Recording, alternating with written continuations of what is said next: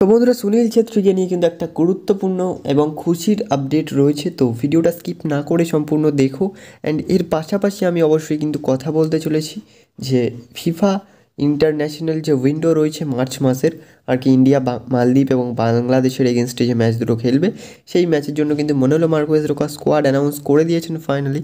তো স্কোয়াডে কারা কারা রয়েছে তো সেটাও কথা বলবো। তো ভিডিও স্কিপ না করে সম্পূর্ণ দেখতে থাকো। তো চলো বন্ধুরা, ভিডিওটা শুরু করা যাক। তো বন্ধুরা, খুশির যে খবরটা সেটা দিয়ে দিই। তো মনোলো মার্কোয়েজ রোকার কিন্তু অনুরোধে সুনীল ছেত্রী তার অবসর ভেঙে কিন্তু জাতীয় দলের জন্য আবার ফেরত এলেন, জাতীয় দলের হয়ে খেলার জন্য, সার্ভিস দেওয়ার জন্য।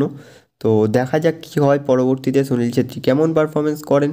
তো বলাই চলে সুনীল ছেত্রী বাংলাদেশের বিরুদ্ধে কিন্তু দারুণ রেকর্ডস রয়েছে। তো দেখা যাক কী হয় ম্যাচে।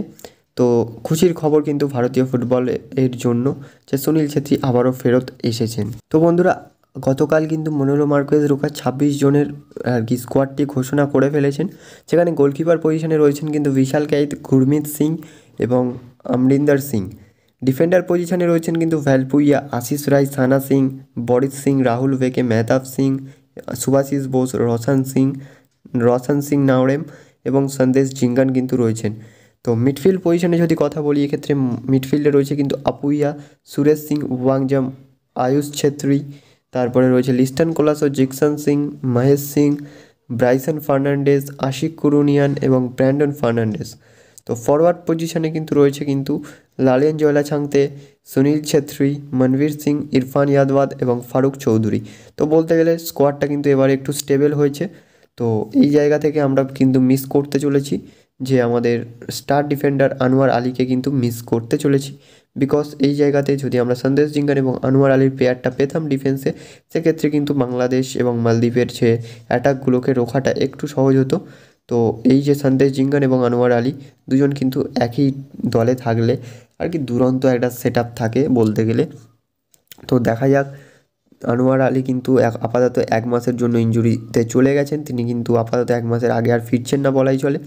তো এই জায়গা থেকে দাঁড়িয়ে হচ্ছে আয়ুষ ছেত্রীর কিন্তু নতুন ইনক্লুশন হয়েছে, গুরমিত সিংয়েরও নতুন ইনক্লুশন হয়েছে বলতে গেলে ভালোই একটা এবং হচ্ছে রিজার্ভ মানে গুরপ্রীত সিং সান্ধুকে কিন্তু বাদ দেওয়া হয়েছে। তো গুরপ্রীত সিংয়ের রিপ্লেসমেন্ট হিসেবে আমরা কিন্তু বিশাল কাইতকে দেখতে পেয়েছি। তো দেখার বিষয় রয়েছে যে বিশাল কাইতকে যদি সুযোগ দেওয়া হয় তাহলে কেমন পারফরমেন্স করে। তো হোপফুলি বিশাল কাইত ভালোই পারফরমেন্স করবে। তো একটাই মন্ত্র কিন্তু, voice of the whole nation, Vishal is the only option. তো দেখা যাক কী হয়, বিশাল কাইতকে চান্স দেয় কি না, বিশাল কাইত কেমন পারফরমেন্স করে চান্স দিলেও। তো এটা সময় বলে দেবে। তো চলো বন্ধুরা, ভিডিওটা এখানেই ছিল, এই পর্যন্তই ছিল। তো ভিডিওটা এখানেই শেষ করছি, দেখা হচ্ছে পরবর্তী ভিডিওতে। Thanks for watching and keep supporting guys.